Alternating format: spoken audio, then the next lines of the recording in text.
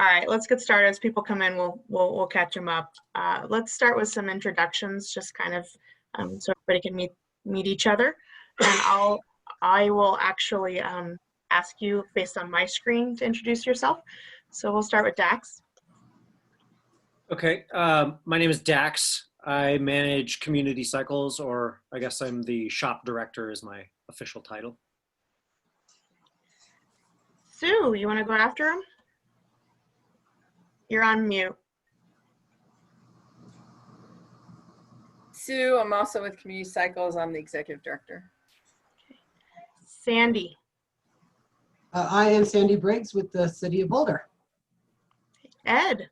And I'm Ed Keppel. I'm the Restore Manager here in Longmont for Habitat for Humanity. Nick. My name is Nick Miranda. I work with EcoCycle. I work in our business department doing hauling and supplying the charm with all sorts of stuff. And he'll be talking a little later. Elizabeth. I am Elizabeth French from Boulder County Partners for Clean Environment. Ellen. I'm Ellen with the City of Boulder. I work with Sandy in climate initiatives. Kimberly. We haven't really talked to Kimberly yet, so why don't we do Zach while he's in the car, by the way. Yeah, I'm in Nebraska right now with Partners for Clean Environment. All right, Kimberly. Sorry, I was on mute. I work at a company in Boulder, but I live in Longmont, and I'm just participating to get information. Great.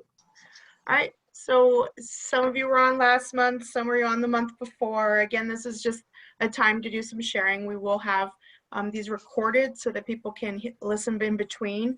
It's a good opportunity for the thrift stores in our area to provide feedback on some of the things they need in order to stay open, to get through these times and in the future, so that we can maintain your existence, because you're a very, very important part of our circular economy. So we want to continue to have these dialogues. They've been great up to this point.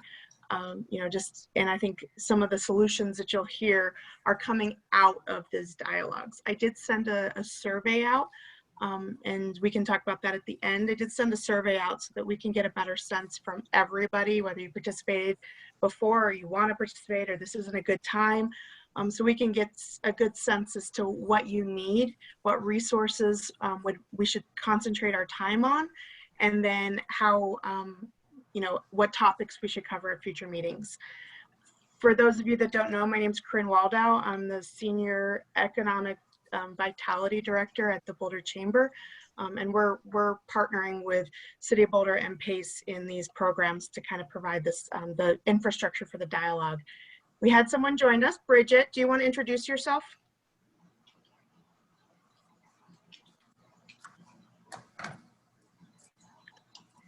You're not on mute, so when you get a chance, just we'll let you try again as we're going through. So we just wanted at the first thing, we're not going to put up this really extra long agenda because we've learned that the dialogue is a big part, and then we're going to have one topic to talk about today. We want to check in with you. Where are you? Whether you've been on before or haven't. How's your business doing? Are there any questions you have? We do have somebody from public health on here. Zach has dual hats there. Are there any questions you have in our COVID reopening? Are there any questions for City or PACE as you're trying to navigate this world? So we'll start with community cycles. How are you guys doing?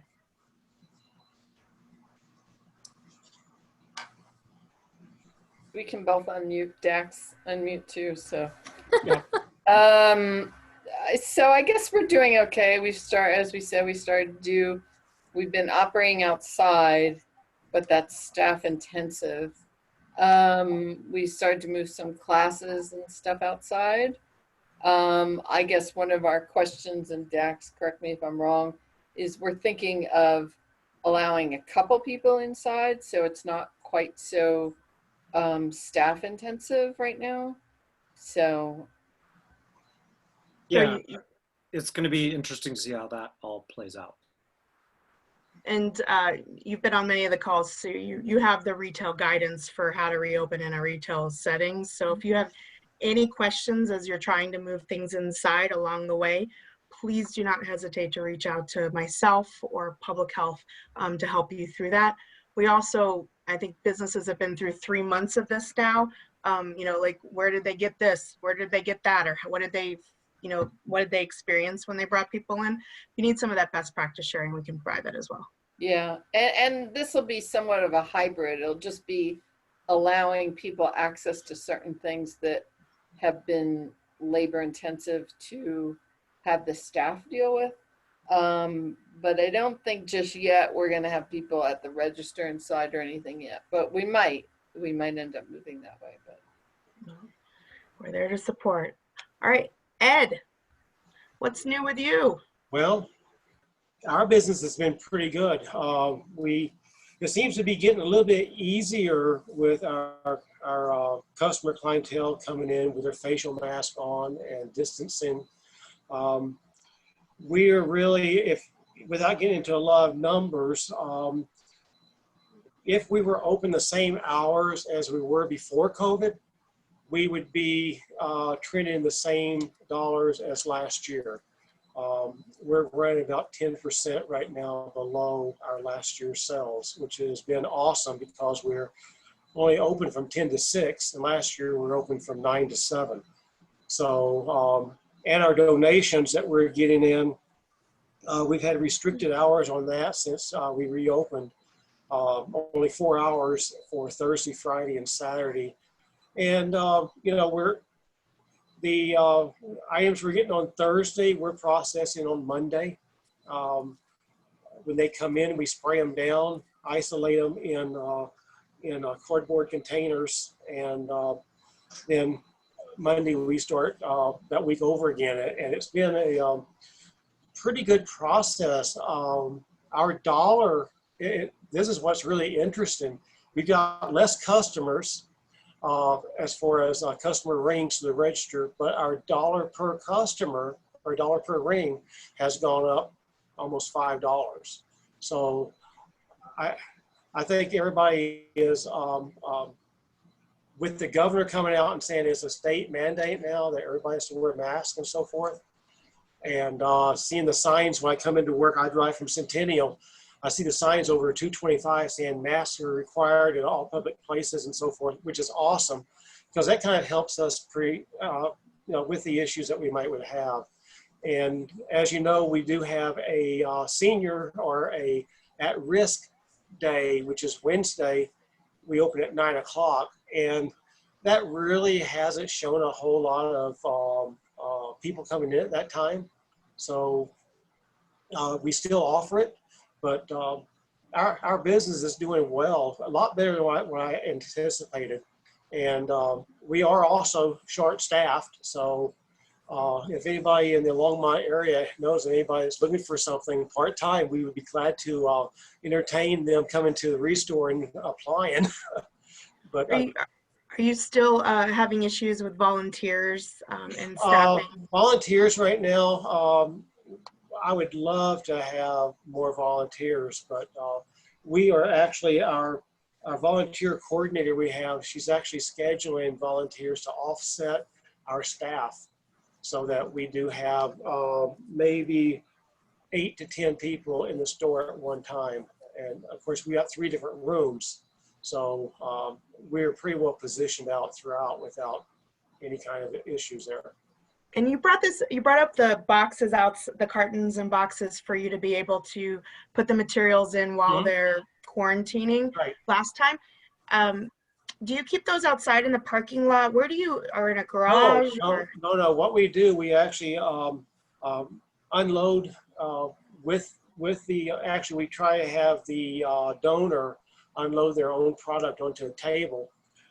Then we sanitize it with a fog mist and let it set and dry. Then we pack it into Gaillards or pallet boxes. And then once those pallet boxes are full, we move them inside in our receiving area. And that's where they set for the next 4 days. Okay. So Yeah, it Yeah. triggered something when we were talking the other day as to, Yeah, maybe it's a there are some process. storage solutions for, It's a some of the, process, and if we were open another day, we couldn't do it. I mean, because we run out of space, and being that we are very, very limited on our storage space, that's the only way we can do it. And same thing with furniture. If it is hard furniture, we'll mist it and then move it inside for storage for a day, and then we'll put it on the sales floor. And then we gotta wipe it down, sanitize it twice. So. Yeah. So I think on the last two calls, we've talked about some of those hard to, the things that you can't accept and you don't have room for, the hard to recycle. So that's one of the reasons Nick's on today, and we'll talk to him in a little bit about, we don't want those to end up in the landfill. So real quick, back to Sue and Dax.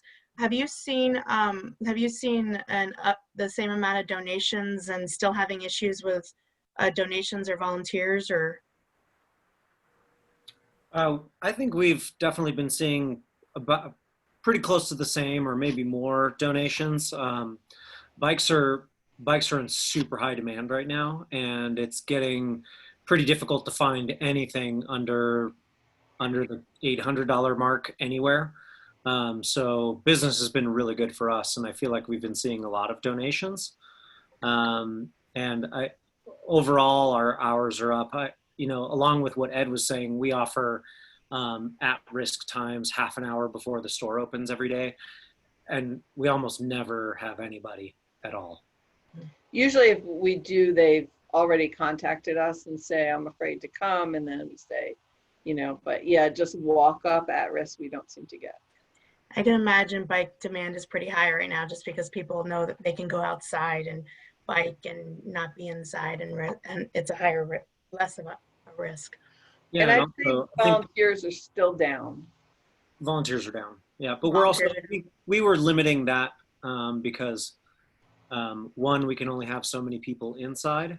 And then also sometimes it gets a little overwhelming to have to manage so many people. So along with customers and et cetera, so. We'd heard from some other thrift stores that volunteers were also down because their volunteers fall into the at-risk groups. They tend to have older volunteers, and they're less likely to go out right now. So that's just. Our most reliable volunteers fall in that group. Okay. It's pretty across the board. I mean, that might be something we can talk about at some point. Kimberly, do you want to add anything? I don't know if we've talked to you yet before. No, I've participated in a lot of the calls early in the COVID thing. So you've been a great resource. Like I said, we have a facility in Boulder, and I do facilities and operations. And the reason I have an interest in this particular topic is with most of our staff, we have over 200 working remotely. There's a chance we might be leaving the building, and it's a lot of furniture and a lot of stuff. And so I'm just curious how the community is dealing with, secondhand goods. Our company's very environmental. And so I'm just trying to get connected with what are the needs, what are the challenges, and maybe someday how we could help out. Great, thank you for joining us. So Bridget, I see you're signed in twice, so I'm thinking one of those is for audio. You want to introduce yourselves and yourself and tell us a little bit about how you're doing. Hi, yeah, can you hear me? Yes, we can. Great, yeah, one is for audio and one is for video. I'm Bridget, I'm the Community Resource Manager at the Humane Society of Boulder Valley's thrift shop on Arapahoe Avenue. And myself and my colleague Sandy have joined several of the Chamber's sessions, and I agree with Kimberly, you've been a great resource for us. Yeah, I tuned in today because it was thrift shop specific. I think I share everything that everybody has said resonates true for us as well. We are currently only open Friday through Monday, accepting donations those days and retail sales those days as well. Thursdays, like today, we're here with a good chunk of our volunteer base just to so we populate the store on Thursday because we've quarantined everything that's come in the weekend before. So we spend all day Thursday dispersing the items that we've acquired. Like Ed said, our hard goods we can disinfect and put out pretty immediately, but all of our soft goods, including some furniture, shoes, handbags, clothing, etc., we maintain for that week leading up to the following Thursday. So we also have a shortage of volunteers because of that high risk factor. Our average age of volunteer is 80. So we have some 95 and 96-year-old volunteers that have elected to not return, of course. And as Zach said, it's also needing to be mindful of the number of bodies that are in the store at any one time on the days that we're open and being able to maintain that physical distance. We have seen a surge of donations. I think a lot of the thrift shops are open on different days, and I think we are open on a few days that not a lot of others are, and then probably the same for them when we're closed. So we are, of course, trying to sell as much as we can, but we are needing to pass through to some other organizations some of the items, and there are certain items that we just aren't reselling, not necessarily specific to COVID, but certainly it's been emphasized since COVID, but we never resell pillows of any kind. And I think, you know, we've been receiving a lot of just slobbered on bed pillows, and it's beyond me why anyone in the world thinks I either want to handle that personally or sell it to someone when you have a respiratory pandemic. But it's interesting, like my eyes are wide open with kind of how potentially thoughtless people are when they aren't really thinking about the risk to the person that's got to open that bag, or that should have just gone into the trash and now it's going to go into my trash. So that's been an interesting thing for us. We've never resold vacuum cleaners, and that's an animal behavior component of our business. That's a feline risk for litter box problems. If you take one contaminant into the home of another cat that didn't have a problem. So those things we've like never sold, but now particularly, I think with this pandemic, we're more solid in our convictions than we were even before.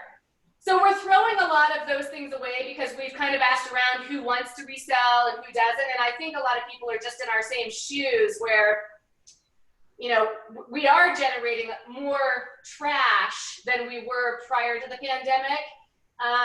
Although we're going through some heroics not to, I think it can't right now for us, really can't be helped. So that's kind of the situation we're in. Our sales are strong, but I think that's just like a summer collision with the pandemic. I think we'll start to see a thinning out here in September and October. The back to school was solid for us with the students arriving in Boulder. So I'm eager to see how, you know, I think this winter is going to be kind of deafeningly quiet again. So I'm happy for the sales we're doing, but we are, you know, we're having to have tough conversations all the time whether we're going to survive this pandemic or whether we're not. So, you know, we have a philanthropy arm of our business, and, you know, how else can we generate the revenue that the thrift shop has provided for us for 20 years? You know, that's the question on everybody's mind. And so, you know, that the reality is it's not easy. And so I'm just thankful and eager to hear from others. So you mentioned a couple themes in your description that I think have come up over and over, and we've addressed, which is, you know, you're getting goods that you can't do anything with. You know, things are ending up in the landfill that you've had to get rid of. You know, you're getting more because people are, you know, going through their spring cleaning. We're sitting around our house. We're doing that. The lack of communication to individuals as to what you do and don't take, and people not really researching that. You know, worrying about the winter, storage of items when you're quarantining, and some of that risk, and then the volunteer items. So I think this is great because, I mean, I think what's happening is we're going to hear some of the same themes, and this is going to be what this group's about, is how can we make our ways through those themes. Anybody else want to add anything? Zach, you had turned on your camera, you left and came back. Did you have something you wanted to add? Yeah, I was just saying they need to educate donors, and particularly around COVID. I feel like there could be a potential strategy of working with Nick and EcoCycle, maybe getting something in the paper of a joint sort of thrift store message of like, hey, we don't want your green pillows. Here's where you can take them, maybe, or sorry, they're just trash, but like, don't give us your pillow germs. Could be something that I guess I wonder, out to the group, to add to Bridget, to Dax, with a joint sort of thrift store donor guidelines, joint media push be something that would be worthwhile. So if you missed what he was saying, is like this has come up a lot. So should we take one of these and talk about some of those joint communication efforts that are supported by your support organization, so we can assist across the county communication about these items? Would that be beneficial to talk about and do? I think it would be. I think anything you can get out in front of people would be helpful. I would assume that maybe some of them would actually look at it. Some.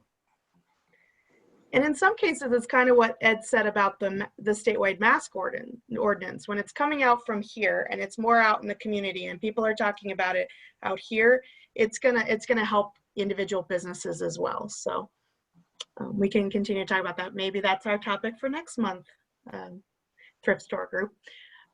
All right, so at this point, I'm gonna turn to Elizabeth. Are you gonna introduce the topic of today, or Ellen? Yeah, either way. Ellen, you let me know. Isn't Nick from a different organization? Yes, Yeah. Nick, do you want to talk a little bit about what's going on with your organization? He's going to talk too. He's going to present a little bit. Yeah, absolutely. So I work in the EcoCycle business department.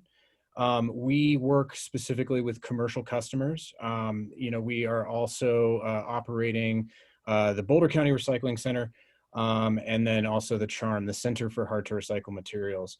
The CHARM is pretty unique. There's only a few of them in the country, really.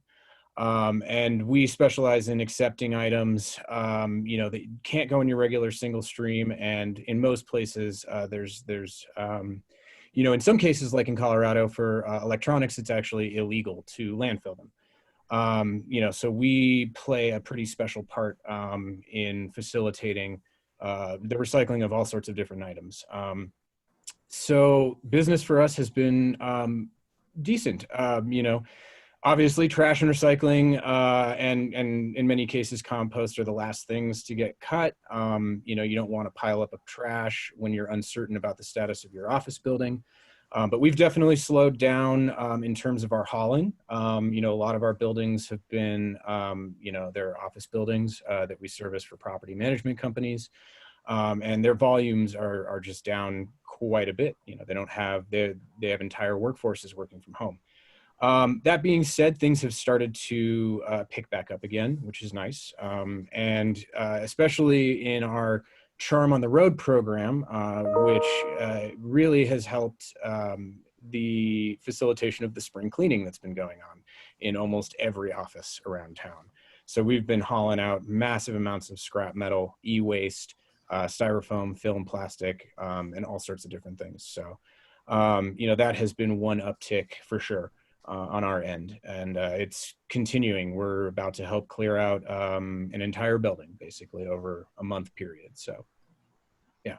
I'm smiling because Nick is helping the city of Boulder with the closing down of one of our large buildings that we're no longer going to lease because we are shuffling folks around because of the pandemic, and looking forward to, in the years to come, to probably more telework in general. So glad to be working with Charm on the Road about that. Absolutely. Introduce what we're going to talk about next, and that's just briefly, we want to help thrift stores when they receive unwanted donations that can go to Charm or can go to other places that will buy them from you, but mostly at this point, we want to talk about, I guess, and correct me if I'm wrong, but how to sustainably remove unwanted donations. And that's why Nick's on this call. And so we want to get a sense from you how we might be able to help in the months to come with that. Because we know that you, from earlier calls, you may struggle with wanting to get rid of things sustainably, but it costs money, and moreover, it costs time to bring it places. You may not have the staff, or if you do have the staff, you don't want to take them away from other things at the shop. So, Nick, do you want to talk about the program that you have and that you work with the county? Yeah, so we have in the past helped out with the county's various different initiatives on hard to recycle. Most recently, we accept fridges, freezers, other large appliances like that. So we helped a number of businesses get rid of ancient, refrigeration systems, whether it's a production facility or a storefront. And the county was helping install more energy efficient, modern units in there. So we offer pickup services, which are very valuable, especially when, staff is stretched, especially if it's volunteer. Another factor is sometimes you don't have the vehicle to get, the item in question to it, or you have too much. So these are all excellent ways that our program can help. Inside the city of Boulder, it's a very affordable service for sure. We do operate on an hourly rate. So inside Boulder, I mean, it's pretty close to get to darn near anywhere in town. It does increase a bit in cost when you get out to Longmont, but when most of our customers out there, they tend to save items up for larger bulk pickups, that really stretches the dollar there. So, that's probably our biggest service lately, as I mentioned. And, it might be helpful just to kind of remind folks of the various items that we do take, because it is a lot. We probably the biggest, one of the biggest things that we take is electronics. Now that's obviously one of those things that does carry a cost to recycle. It's by a pound, a per pound rate. So when you're talking about 59 cents per pound on one of those old tube TVs, a CRT TV, that can get a little expensive. That's definitely one of the burdens that comes along with trying to responsibly, recycle your e-waste. Most of the items that we carry don't really have a fee. There's certain exceptions, we do accept plate glass windows and doors, and other items are film plastic is probably one of the biggest ones. Plastic shopping bags, Ziploc bags, dry cleaner bags, bubble wrap, all that kind of thing. There's no fee for that other than our $3 facilities fee when you drop off. If we pick up from you, it's just transportation. Styrofoam is another big one. Businesses are charged a $6 per cubic yard fee for that. So that's one of the other few items that we take. Beyond that, it's mostly odds and ends such as durable plastics. So we're talking about laundry baskets, backyard furniture, things like that. We accept mattresses, bikes, bike tubes and tires, books, cooking oil, fire extinguishers, and then a whole host of other items like toilets, sinks, urinals, and ceramics. Yoga mats might be one that come into thrift stores very aggressively used. So perhaps not something that you'd be able to resell. I've definitely encountered a pretty gross yoga mat or two in my day. So yeah, those are all the various things. Nick, what do you charge for mattresses? Or is for mattresses, let me just pull that up real quick. It's $22.75, and that goes for any type of mattress. That includes box springs as well. Okay, and you pick those up, or they have to bring them to you? We can do either. Okay, Either, totally fine. We do pick up mattresses, yes. because I have a lot of people calling the thrift store asking if we will take their mattresses. And of course, we don't. We have worked out a program with your mattress in a box people like avocado and purple and things like that if they're under 30 days old. Okay. But as far as older mattresses and stuff, we get calls all the time on where can I take this to? And Sister Carmine used to repurpose those mattresses, and I don't think they're even open right now. But we actually work with a wonderful group called Springback. They're a nonprofit social enterprise like EcoCycle. So they have a mission which is employing recently released folks from jail or prison, a notoriously underserved community when it comes to employment. It gives them an opportunity to really get something under their belt and find future employment. But they work to pick up the mattresses, and then they are actually recycled. They strip all of the springs out of the mattresses. They recycle any textiles that are, not too soiled. So the cost is something that many people balk at. Even though it's for something as big and heavy as a mattress, that's not too bad. But when people have to pay, that's but at least it is. It's not just a disposal program. We don't really do that. Anything that we take, we have multiple sources to make sure that it is actually recycled and reused in new products. So, okay. Thank you. Yeah, of course. Thank you, Nick. I just wanted to add as well, we've been talking about the costs associated with really doing the proper things with all of the items that you guys might get that you don't need or can't sell. And so we did work with the Boulder County Resource Conservation Division, and we have $150 coupons for you guys to use as credits for Charm.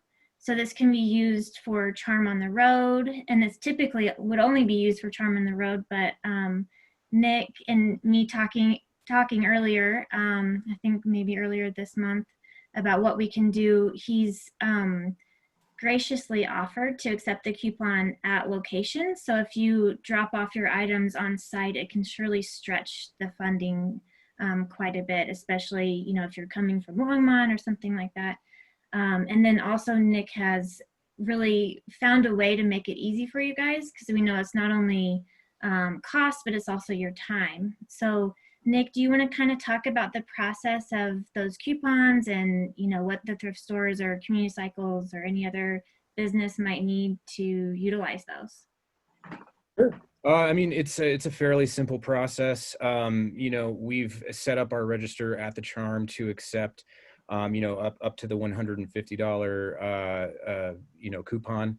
I think the main thing is that we're going to want to make sure that this is county residents. So any type of proof that you can bring, a business card or something like that, showing that your business is operating inside of the county, that would be great. I'm sure that the county will have a hand in that as well. But really, that should be it. There should be an expectation that if some of the items are a per pound item, such as electronics, if it is above the $150, payment would be required on site. We are only taking credit cards right now, but I think most people don't want to deal with cash. So, but yeah, it should just be as simple as that. We'll iron out the final details, but we have our register ready to go. Once these coupons are issued, Elizabeth, you can let me know that they're out in the world, and I can inform the Charm folks at the window to know to expect certain ones, as well as to, at least do a little bit of questioning to make sure that, it's eligible businesses. So. Do you have to use the $150 all at once? No, I think that's the best part, really. Those can be stretched out over time. I think in Boulder, I want to say a pickup could be as low as $55 for Charm on the road. So you might get a few out of it. But really, if you go up to the window, there's a $3 service charge to enter, and then it's a per item, like Nick was saying. So, often you might not get up to $150, and it's hard to hold all of those things at your business. So you can use it on multiple occasions. I would definitely recommend, if you have the capability or if you're working with businesses that do, to take advantage of that coupon at the drop off. It will really, take that dollar quite a bit further. Because when we are out and picking up, as I mentioned, we are running on an hourly rate. So if we have to spend extra time going into the building to grab items, it all kind of adds up. But when it's at the register, that's a lot that's 75-ish, well, about 70 pounds worth of electronics, which is quite a bit. That's a half dozen mattresses, so on and so forth. So I think that's probably, you'll want to encourage folks to do that if they can, but if they can't make the trip, we are definitely here to support. Thank you, Nick and Elizabeth. That's really generous. Well, just know, we're listening and we're going to try to, $150 isn't a lot, and we realize that, but know that we're very resourceful, and we'll keep fighting for you guys and see what other kind of incentives and problems we can help solve. Great. Is this a, can you explain if it's electronic or how people obtain these coupons? I can send everything to Corinne, who can, yep, she'll send out the survey and all that good stuff. So we'll make sure you guys have all of that. Great. And Ed, I was kind of thinking too, you mentioned mattresses, and I almost wonder if this is, and this, I don't know if this idea would go anywhere. But if you had something where you could accept them and then charge folks. So, Nick was saying it costs around $23 to recycle them. If a customer called you and wanted to dispose of their mattress, and I don't know if you'd have room to hold it for them and then charge them a fee of like $40 or something like that. And then, once you're able to get it to charm, great. And that way you're providing a service for the community, maybe making a little income. But it all just really depends on if you have staff time and space, I think would be the biggest hurdle.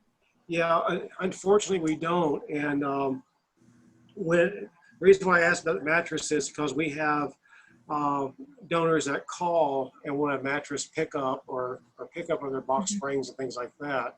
And we have to say, I'm sorry, we don't take it. And then we try to give them an alternative. And this could be an alternative for them, being that you pick up and they can bring it to you. We don't really have a whole lot of, yeah, we get your occasional drop off here. And we work with Republic Services. They do some recycling also at their facility when they take things in. So we work with Republic Services. We also work with EcoCycle. They pick up our cardboard and things like that already. By the way, you're charging us for that, so that's okay.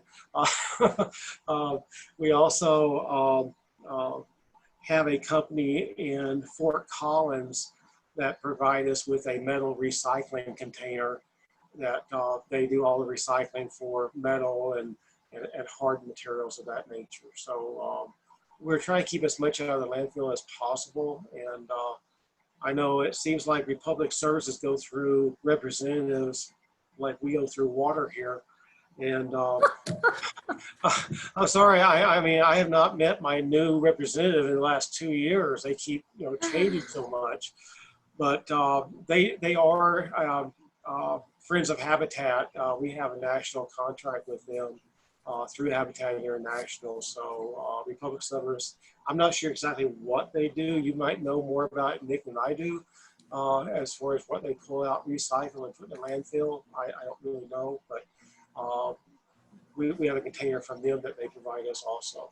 So I don't really have an issue on getting rid of items. It's just trying to provide that customer service to those donors that have these items that are elderly, and they would really, they'd pay the $22 for a mattress pickup or $30, whatever it was, just to be able to get it out of their garage or whatever. So I should mention that is just the recycling fee. And then one other thing, if you're referring folks to Charm on the road, is that unfortunately we are currently only licensed to pick up from commercial entities. So Okay. we aren't able to go to people's homes. We do have a number of partners who do offer something like what Elizabeth mentioned, which is, like a hub and spoke sort of system. Obviously that's space dependent. One thing I should mention, because we are talking about folks who get, ongoing drop-offs, that are routed services, where we come to you every other week on, a set day, often are much more affordable on the transport side than our hourly service, which is more like just an on-call service. So if folks do have ongoing needs where they would anticipate a regular volume of this material or that, when we're out and about servicing, stop after stop, and we have route density, it is quite a bit more affordable. I believe Elizabeth mentioned, about $55 a month for a once-a-month pickup. So, it definitely becomes a bit more affordable if you see an ongoing need. Unfortunately, a lot of us, we never know what we're going to get.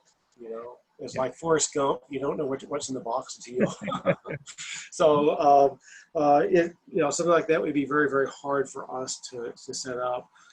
However, like we did with the cardboard, that's like twice a week that we have that set up, and it's nice recycling all our cardboard. So we appreciate that. Nick, this is Zach.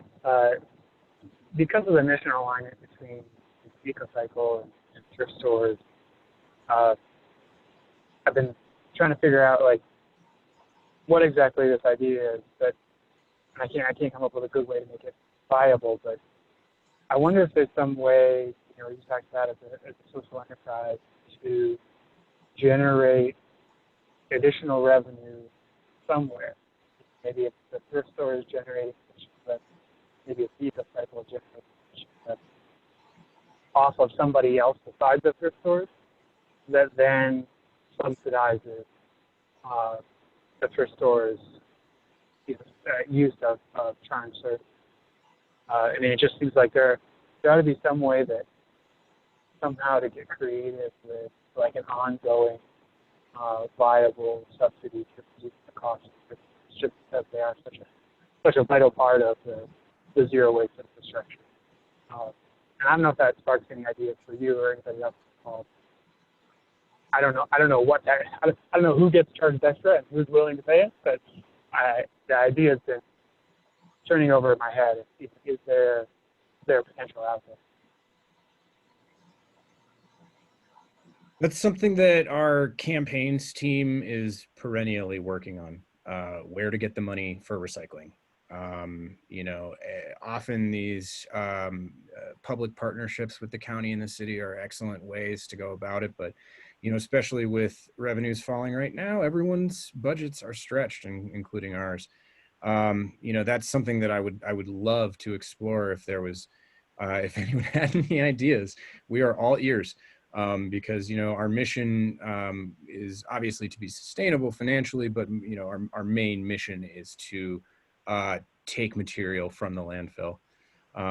It's just tough finding the folks to pay for it. The other thing that comes to my mind is the groups like this that we're forming. I know that you have a lot of relationships yourself. Ed, last time you were talking, you guys were pinpointing all the relationships you have. Is there a way to, get on a regular cycle with Charm on the Road, where you're partnering with some other thrift stores to be able to fill, that once a week or once every other week kind of route?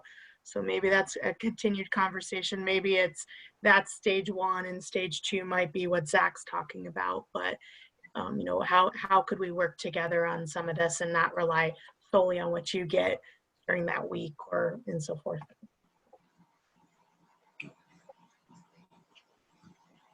Does anybody have any more questions for Nick or Elizabeth? I will send out the information on the coupon and Charm and their guidelines and those types. Any other feedback about hard to recycle, materials?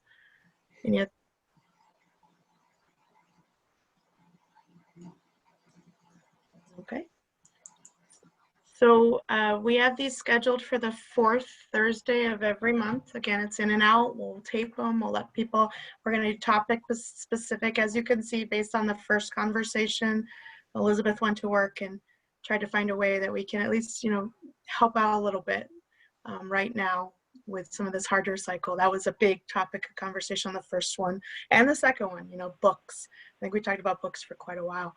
We'll maybe structure the next one to talk about communications and how what do those look like maybe countywide to help support you in what you can and cannot take, or what shouldn't go to a thrift store, or where should they go to get rid of these materials that you can't accept, and then you end up having to pay to recycle. So we'll talk about that as our team and bring that next month. Does anybody else want to bring up anything? Have any last thoughts or comments for the group? Zach again. Just a friendly reminder that if you've got peers looking at other thrift stores that you didn't see on this call today, just a reminder, share the group invite with them. We'd love to have growth of this group and get more participation across the country. And we've had about 6 other thrift stores participate in one of the last 2 sessions, and I got quite a few emails like, I can't make it today, I had a staffing emergency, or my kids start school this week, or those types of things. So that's kind of why we're recording them and providing those resource materials afterwards. But yes, please send the information along. Be part of the dialogue. Let's come up with community-wide solutions to some of the issues you guys are facing. Yes, Ellen.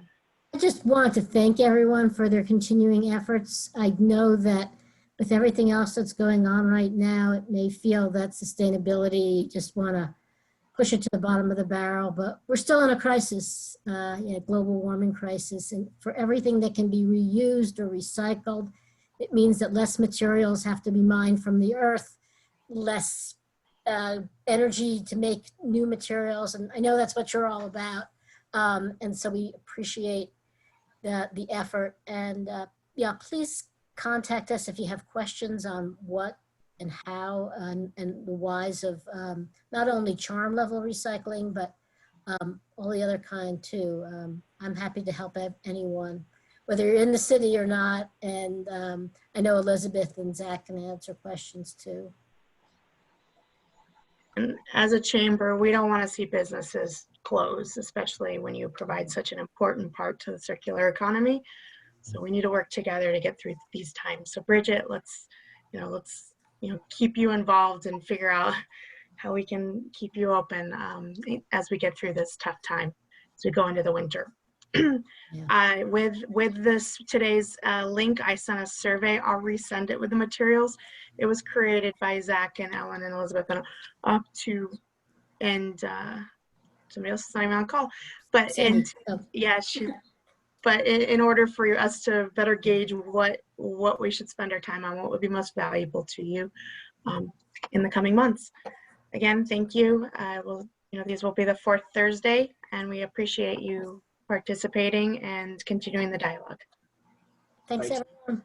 Thank you.